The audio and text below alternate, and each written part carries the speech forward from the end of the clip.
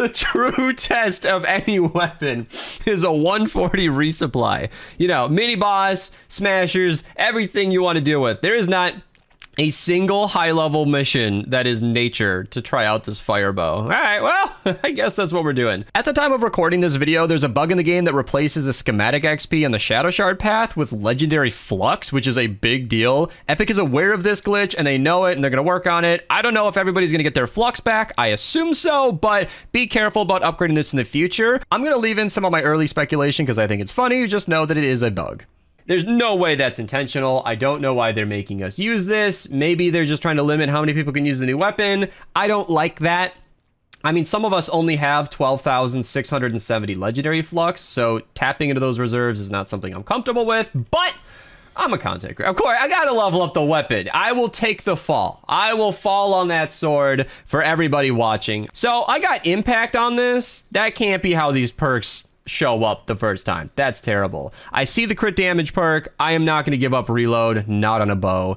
Every single bit of damage coming out of this weapon is limited by how many shots you can get out. And I do know that the affliction on this is really interesting. This weapon applies a flaming affliction. That's it, automatically. It looks like there are just the standard primal 6 perks. So eliminating a mist monster activates frenzy. Hitting an enemy spreads fire. This is exactly what I wanted. So I just assumed there was one 6 perk option on this, but when I was watching footage of this, I was tuning into A1's stream because I wanted to, you know, eat some breakfast, get some information, and it just looked really cool that when you hit a target and it applied the fire affliction, that happened. But it looked like it applied in like a little bit of a radius, like a tiny little explosion, and I thought, what if that made other enemies burn? And it totally does!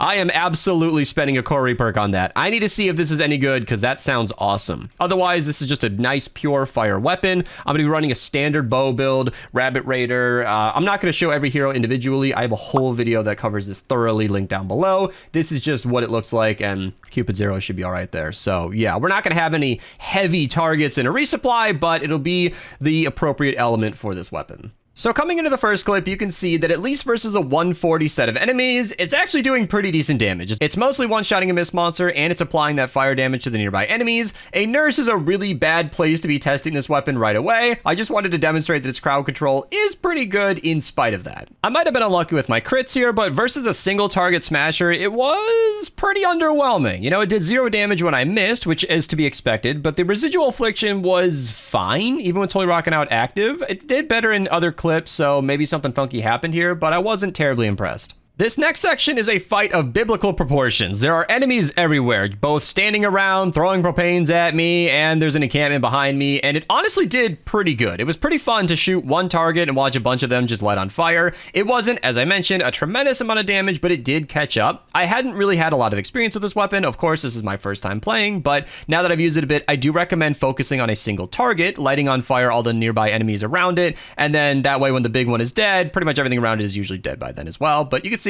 I handled this whole area pretty well and got my loot.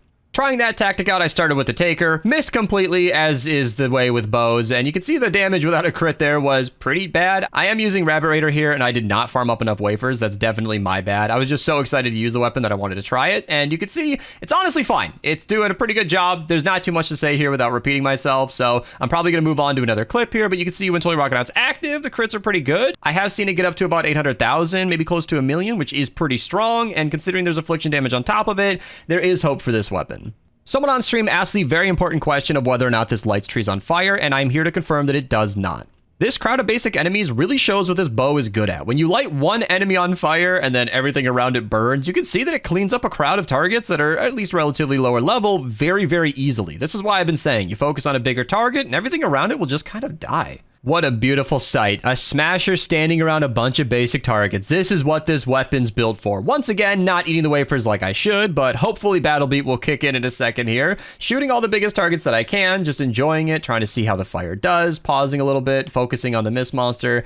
Takes a couple more shots than I'd like, especially in a 140 zone. I have to be very generous. I, to this day, do not know if this weapon is good or not. The day that this weapon released did not have very good 160s that were nature, and today the only 160 that is nature is Exploding Death Bomb and Healing Death Burst. So, at the time of recording the clip and this voiceover, I really don't know how this holds up in the endgame. At least in the 140 zones, it's pretty good. So far, I'm thinking this is like a 7 out of 10 bow if you know how to use it correctly. This is one of my favorite clips. This is where I got the advice that I keep parroting, where I focused on the smasher, and it took a couple of shots. I went all out with the war cry, and after a couple of crits, it went down in about 3 shots. I'm pretty content with that. Smashers are pretty beefy. Bows are historically not that great single target, and I realized after I killed the smasher and a couple of fatties, everything else was just kind of dead. And I thought, oh, okay, cool. This weapon's actually pretty good. And that was my first impression with the new Primal Flame Bow. It's honestly not a terribly complicated weapon, so this is going to be a very short video, and honestly, I feel incomplete until I can use this weapon in a proper 160 without healing death burst, where I can really see how good it's doing, and I can, actually remember to eat my wafers and do my best. I can't get a full picture, but I figured I'd record the first look because the weapon just came out, and I know you guys want my opinion on it. As of now, in my incomplete opinion, I think it's a 7 out of 10. I think this is a C or a B tier bow if used correctly. Sometimes it feels like an A tier, but we're gonna have to see how that goes, and I do want to make a proper best perks on this. I did show my thought process today and like how I actually picked the perks, but I think a focused video with more gameplay footage would be a better experience, and I think I want to make that video at a later date when we get some good 160s where I can test this weapon properly. I would love a creative mode in Save the World where I could actually, where I could actually set up some scenarios and actually test things very easily, but that doesn't exist, and I don't think it's even around the corner. So for today, this is what you get, and I hope you guys enjoyed. If you guys want to see my other coverage on this update, I have a big update overview that I'll link in the description down below that covers everything, including the new Titan boss. If you want to see my coverage of the Snowstrike hero, who's actually extremely strong, I will be linking my video on her down below. I really, really enjoyed that hero, and I even played with her a bit after I recorded that and finished it, and I didn't even make a video out of that session. I just was having a good time. So she is very, very strong. Definitely impressed me, and this bow is deserving of some future attention, but for today, that's all I got. So like the video if you liked it, subscribe if you're new. I got more content coming out, so I'll see you guys then. That's it for today. Thank you guys so much for watching, and yeah, go get some ice cream. And